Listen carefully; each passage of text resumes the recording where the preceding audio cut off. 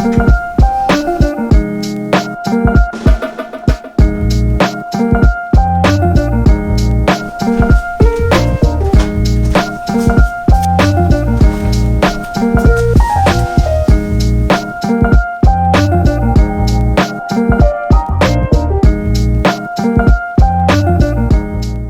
everyone and welcome back to my channel. If you're new here, my name is Kaelyn. I'm a second year PhD student in History and African American Studies at Yale, and today I am starting a new little challenge. It's called Project 50. It's kind of like 75 hard, except not as toxic. I am also changing up the rules a little bit because I thought that some of them were a little potentially damaging for someone who may have issues with their relationship with food and whatnot. And so I changed up some of the rules for myself. So the 5 things that I'm going to be including in my schedule as new habits are: I'm gonna be up and out of bed before 8 a.m.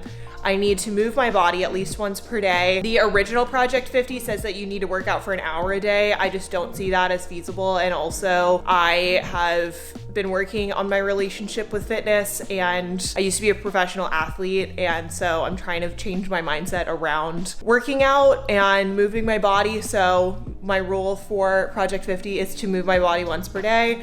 The third thing is to cook or create one of my meals per day.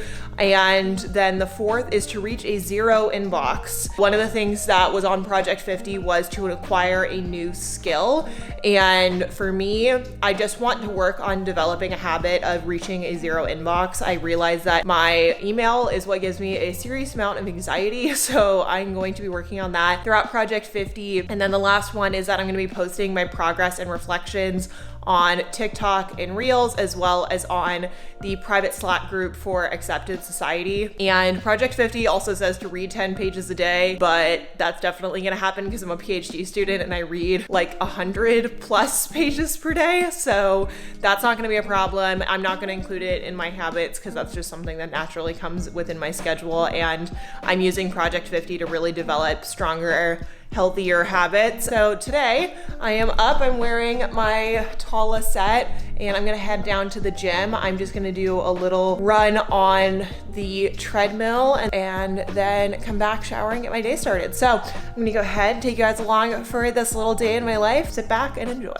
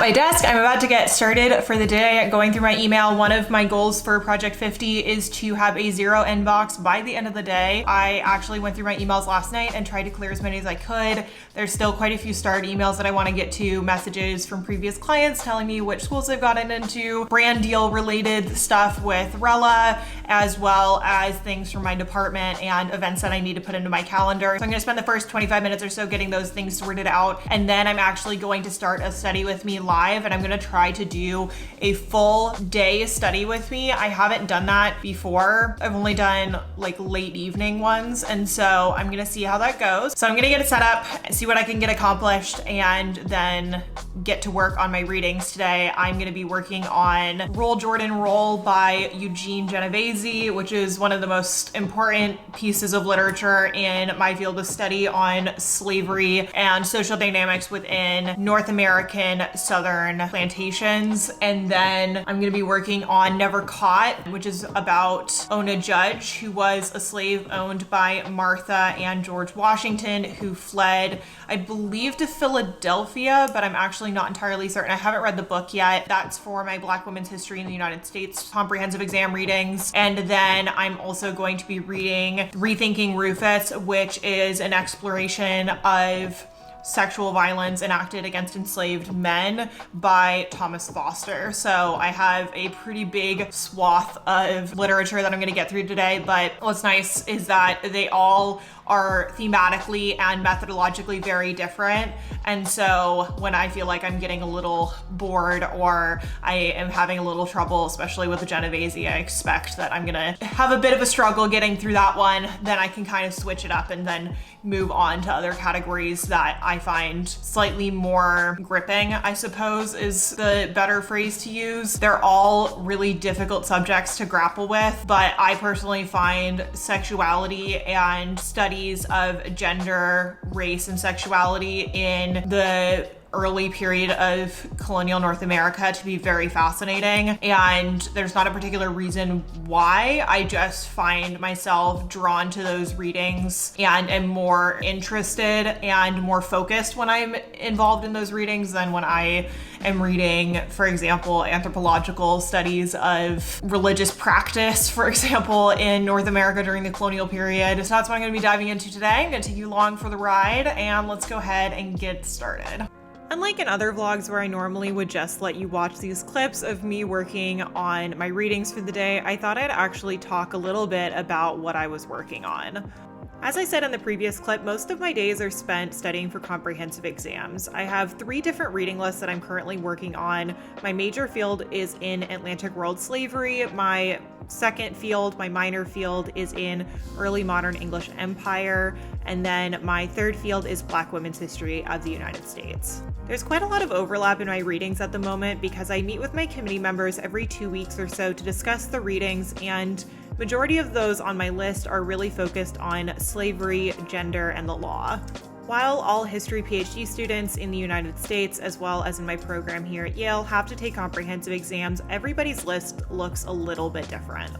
Because I'm really interested in the law of inheritance and matrilineal descent within the law of slavery in the English Atlantic, a lot of the readings that I tend to focus on really highlight these particular themes. For today, I was jumping between 4 different books and taking notes in Notion as I went. I started with Wendy Warren's New England Bound, which is about New England and slavery in the 17th century. Much of the scholarship on slavery really focuses on the 19th century and the antebellum period, primarily because of access to documents. But what's really interesting about the work of Wendy Warren and other scholars such as Jennifer Morgan is that we're starting to push the clock back and look at the early modern and the 17th century in particular in order to look at social dynamics as well as legal change over time within the institution of slavery. As a history PhD student and resident historian in training, I'm really focused on tracking trends within the scholarship as well as highlighting different methodological approaches. The 4 books for today included Genovese's Roll Jordan Roll, which is more of a social analysis of slavery and the dynamics within the plantation. Erica Dunbar's book is for a slightly different audience and is more of a biography, whereas Wendy Warren's book is more of a legal and social history of slavery in New England. And then the 4th book that I read was Thomas Foster's Rethinking Rufus, which is focused on Black feminist theory and the application of gendered and queer theory in the study of sexual violence within the institution of slavery and those affected. While all 4 books discuss the interactions between the enslaved and the enslavers, they all take very different approaches, which is what I'm trying to track within my notes and is what I will be discussing with my committee members when I have my meetings next week. It is now 4:30 in the afternoon. I have been live for 5 hours straight and I'm hitting a wall. I am really tired. I have been reading. I read Wendy Warren's New England Bound, Roll Jordan Roll, and I'm currently working on Thomas Foster's Rethinking Rufus and chowing down on a cookie because I need some kind of pick-me-up. I always hit this point in the afternoon where I just really need to take a nap, and I want to keep going though because I'm trying to go all the way till dinner because I just want to see what I can get accomplished if I kept going. I wanted to challenge myself a little bit to see if I could do some of the longer lives, but I just don't really think it's entirely my style. I like taking those breaks in the middle of the day and then working pretty late at night. Hi, Musa. Moo really wants her dinner right now, but she needs to wait 30 minutes. Feeling a little drained from the reading, but I have a lot of ideas and there are a lot of really excellent footnotes, especially in the Wendy Warren and in the Thomas Foster book. And I'm having a really hard time getting through the Thomas Foster because just the subject matter is really difficult. But in order to understand the impacts of matrilineal descent slave law and how it affected individual lives as well as collective experiences, it's also a really important part of history and especially of gender studies. And so it's really difficult material, but it's important to get through. I am slowly making my way through it and trying to take notes and trying to pull out as much as I can by way of methods and their approaches, because Thomas Foster is relying a lot on some of the newer scholarship on kind of redefining definitions of sexual violence. And he's looking to scholars like I do, like Dinah Rami Berry and Brenda Stevenson, Wilma King, and Jennifer Morgan, Saidiya Hartman, etc. I am just feeling a little drained, but we're gonna make it through. We're almost there, and then I'm gonna make a nice homemade pasta sauce and some pasta for dinner tonight and make my way through day one of Project 50. So it's going well so far, but I'm gonna go ahead and keep on reading and keep doing this live and just continue to try to get some work done. So I will check in with you all in a few hours and hopefully I make even more progress on this massive pile of reading. One question I get asked quite often is how I maintain my motivation or energy while working through readings for a long period of time. And I will say that taking breaks is absolutely necessary, but also when I have such a long list of readings, jumping between the various books is actually quite helpful. I also find actively engaging with the readings and trying to make connections between them actually helps me recall information better, which actually makes a big difference when I meet with my committee members, because not only am I able to discuss the one book and its primary arguments, sources, methods, etc., but I can also put them in conversation with other books that I've read, even if they're not necessarily in the same subfield. A lot of what you learn as a history student, both as an undergrad and as a graduate student, is how to actually put scholars in conversation with one another and how to track trends within the historiography. So while reading, I'm constantly thinking about what trends I'm seeing and what conversations they're engaging in and what they're contributing to the field. And lastly, I also take notes that relate back to my own dissertation. I'm reading not only for my comprehension of the field, but also for my own research interests. Oh my God, I was about to take a nap and I just got an email from Kayla and Natalie. It just got me like the best brand deal ever. I cannot freaking believe it. Rella, Kayla, Natalie, I freaking love you. This is a brand collaboration I've wanted to do since I started on YouTube, and I am so freaking excited. Can't share what the brand is, but if you watch my other content, I'm sure you know. So I love them so much. Yay! I often get asked why I have a YouTube channel in addition to doing my PhD, and in addition to working with brands that I absolutely love and getting to create content that I find really exciting, what I love most is both the community and the visual diary that I've developed through this channel. Because of YouTube, I've met people like Natalie and Kayla, who are my managers. I've met my business partner, as well as multiple of the employees that work for Accepted Consulting and Accepted Society.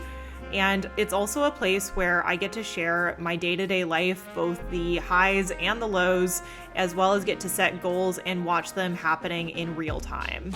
And what I really like about Project 50 is that I'm tracking my progress through creating content. So not only am I focusing on developing strong habits, but I also get to track that journey and create content online through TikTok, Reels, YouTube, etc. And it's a creative outlet for me to both share what I'm learning, as well as to share the things that I love in a visual way. I have always loved video creation since I was a teenager. I love watching YouTube and other creators' content, and I love that this gives me the opportunity to create my own.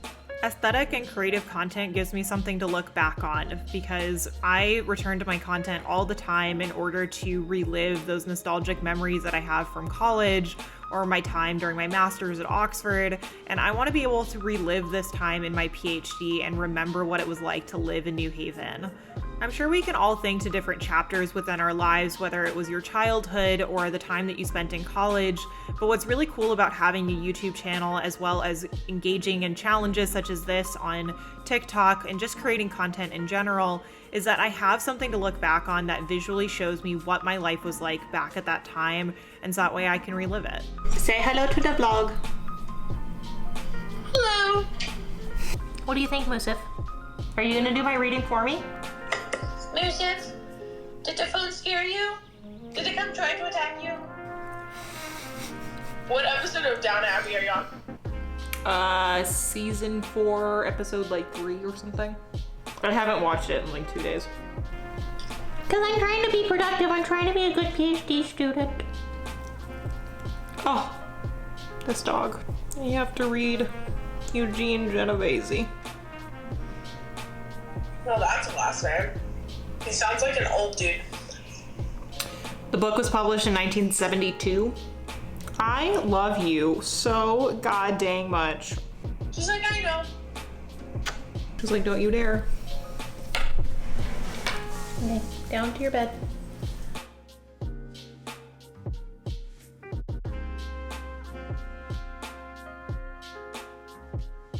I have cleared out my inbox for the day and have basically completed all the goals that I had and am now sitting down to edit this vlog for today. I'm taking a slightly different editing style and I hope that you enjoyed it. I'm trying to incorporate some new editing methods, including voiceovers and things, so please let me know in the comments what you like and if this is a style that you are into. If you want me to be talking about the readings in a little bit more depth, I'm happy to do that, but I'm gonna go ahead and round out today's video. I hope that you enjoyed. I'm gonna start a week in my life tomorrow.